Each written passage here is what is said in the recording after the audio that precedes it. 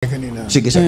Now, pagdating naman doon sa confidential funds, sinasabi natin, kaya tinutugi si dahil kailangan malaman natin ang disbursement kung regular o irregular.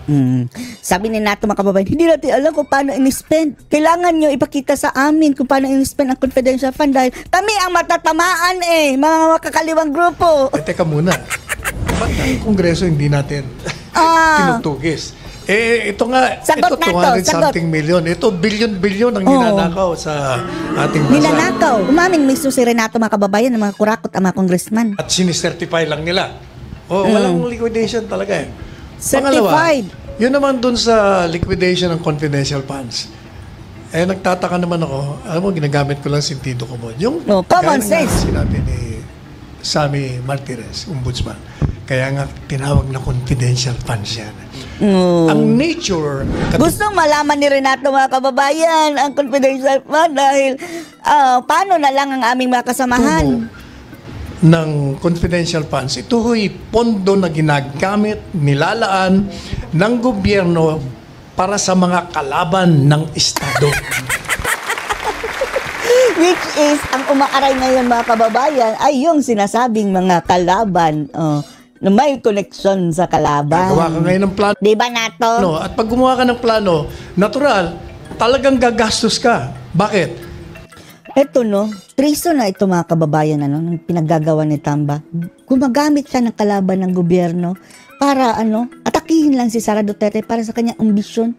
Hinahayaan niya ma-infiltrate tayo ng mga ganitong mga klaseng tao mga kababayan. Kukunin mo kasi impormasyon doon sa kalaban. Paano mo kukunin yun? Hindi sa ordinary kalaban, tao. si Babalo. Kung hindi sa kalaban mo mismo kukunin yun. Yan. O kaya, doon sa may mga access sa kanila.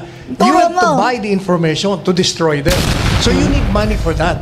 Paano yan, Renato? Madidestroy ka? O kaya nagngangak mga kababayan? Magkatalang gagastos ka ng hotel.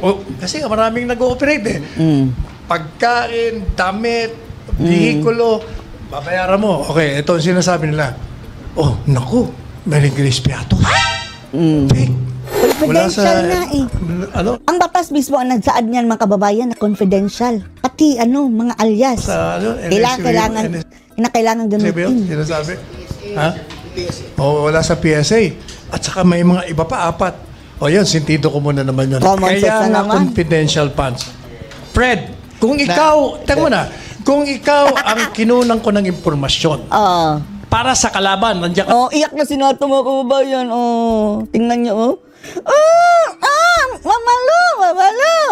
Ganyan. Para sa kalaban, nandiyan ka sa kalaban. Binayaran kita. Gusto mo sabihin, tatanggapin mo, ilalagay mo pangalan mo, di pinatay ka nila.